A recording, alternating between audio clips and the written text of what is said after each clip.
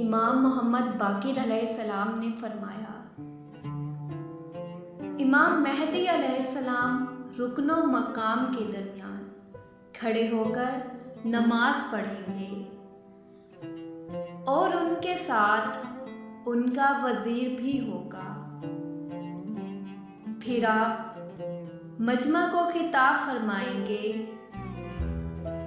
اور کہیں گے، یا ایھا الناس،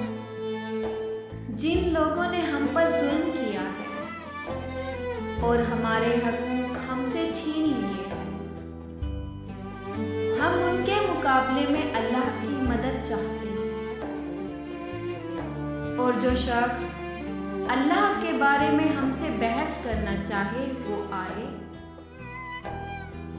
ہم ثابت کریں گے کہ اللہ ہمارا ہے اور ہم اس سے زیادہ اللہ کے حقدار ہیں۔ جو ہم سے آدم علیہ السلام کے لیے بحث کرے گا تو ہم ثابت کریں گے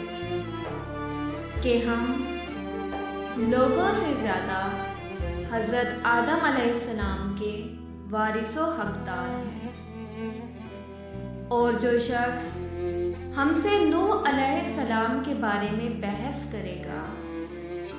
تو ہم ثابت کریں گے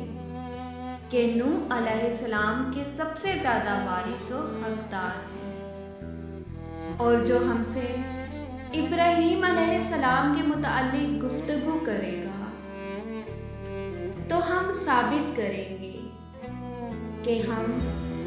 حضرت ابراہیم علیہ السلام کے سب سے زیادہ وارث و حقدار ہیں۔ اور جو شخص ہم سے حضرت محمد صلی اللہ علیہ وسلم کے متعلق بحث کرے گا تو ہم ثابت کریں گے کہ ہم تمام لوگوں میں حضرت محمد صلی اللہ علیہ وسلم کے